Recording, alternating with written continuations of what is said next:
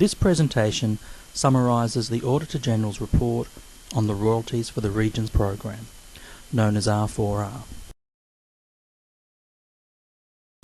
Over the past decade, the Queensland mining sector experienced strong demand for resources. This boosted mining investment and employment, mining exports, and state revenues from the royalties. The increase in mining activity in regional Queensland led to an increase in demand for infrastructure and services. Councils and industry groups identified that a backlog of infrastructure upgrades was restricting growth. In 2012, the former government made an election commitment to establish the R4R program with an allocation of $495 million over 4 years. The intent was to help those regional communities hosting mining activity. They were to receive long-term royalty benefits through grants to build infrastructure, roads, floodplains and security assets. The intent of the government policy was to improve livability, amenity, resilience and economic sustainability of regional communities. The funding was allocated to different entities in different ways. $94 million, or 18.5%, went to fund election commitments. $286.5 million, or 56.3%, went as grants to councils. $90.2 million, or 17.7%, went to government departments for strategic projects. $14.2 million, or 2.8%, went on special projects. And in 2014, $24.1 million, or 2.4%, was returned to Queensland Treasury. The focus of the audit was on the assessment, approval and allocation of funds under the R4R Competitive Grants Program for councils. We also examined the strategic and other projects funded. We did not include the funding of the election commitments. Our objective was to determine how effectively and efficiently the funded projects contributed to improving regional community sustainability and resilience, which were the stated aims of the program. Did the program reduce the strain on regional infrastructure and deliver real gains to regional economies? We looked at how the grants program was administered by the Department of State Development, Infrastructure and Planning, known as DSDIP, and how the grants were awarded. The conclusion was that the program is delivering much needed infrastructure to regional communities, and in this respect it's fulfilling its aims.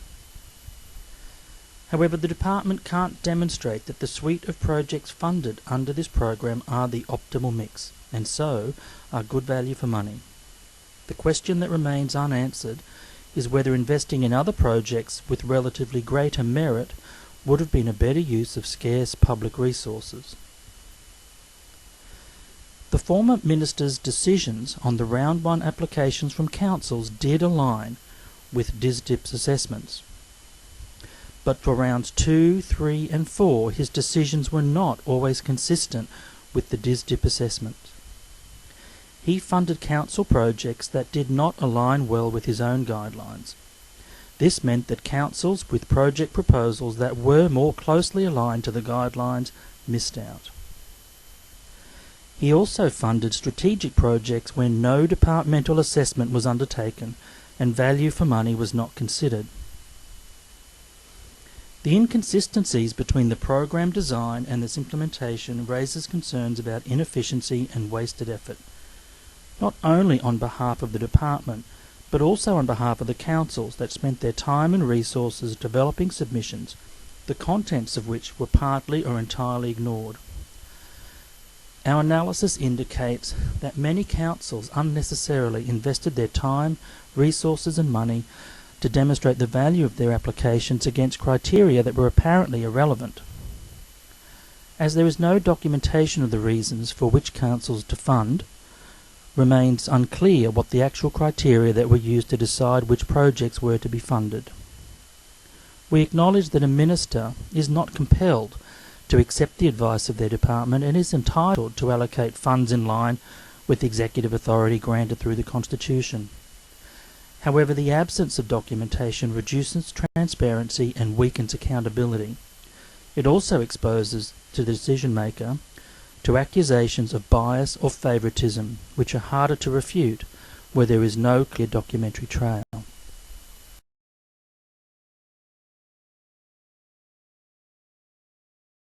DSDIP designed the program well to deliver improved regional infrastructure and stimulate regional economies.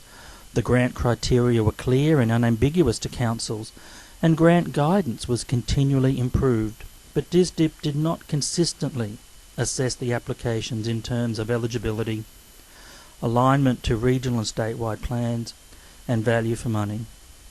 The department did not rigorously assess or recommend the applications on a value for money basis. It failed to assess value for money consistently before paying out the funds. In round one, it paid out $52.8 million without assessing value for money. In round three, DSDIP assessed value for money only after the former minister had approved the projects. This was because he had truncated the assessment process from a two-stage to a one-stage process. These weaknesses have resulted in low confidence that the projects selected for funding are the most appropriate and represent the best value for money for the state. Decisions to award the grants were not always consistent with the assessments or advice provided by the department. 56.3% of the funding the government allocated to R4R was used on the competitive council grants. The remaining 43.7% was used for election commitment, special and strategic projects. The minister approved projects with lower scores over higher scored projects without any documented justification. The data shows that the large councils received most of the funding, 42%. It also shows that the former minister was more likely to fund council projects in government electorates. The former minister approved 9 of the 10 strategic projects worth $70.2 million without an assessment from DSDIP of the need for the projects or the value for money. He approved $4.4 million of projects that were ineligible under the guidelines. Special projects did not have to meet the requirements of the other grants. However, there is a lack of evidence to demonstrate that they will be able to help achieve the objectives of the program. Councils did obtain private sector commitments to 30 of the projects, 23%, worth a value of $67.4 million. Councils are realising benefits at a project level. As at 17th of April 2015, DSDIP had spent $79.6 million of R4R grant funding on regional infrastructure projects. However, it did not collect the information needed to demonstrate the long-term economic development and employment objectives of the R4R program. There was no documentation to show the reason for the decisions for awarding the grants. It's not clear what criteria were used when the decision was inconsistent with the department's assessment. We analysed the data by geographic distribution, council size and party electorates. We found no indication that councils were favoured or disadvantaged based on size or geographical location. But we did find that the conversion rates were higher for applications in LNP electorates. Council projects with a strong score in government electorates had a conversion rate of 44.3%, more than twice the rate for projects with the strong score in non-government electorates. 12 council projects with a minimal score worth $19.4 million in government-held electorates were funded. We do acknowledge that the LNP held the majority of eligible electorates at the time, but by round 4, 12% of eligible councils were in non-LNP electorates. There may be good reasons for why these projects were funded, but as there is no documentation to support the decisions, they are unknown and open to speculation.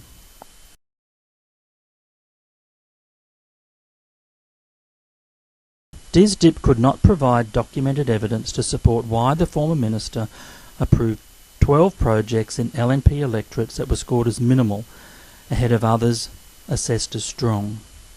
The department documented the minister's decisions but not the rationale to support the decisions. The absence of this documentation makes it difficult for the decision maker to refute claims of bias or favouritism. It also reduces transparency in the process and the confidence of applicants that their applications will be considered fairly.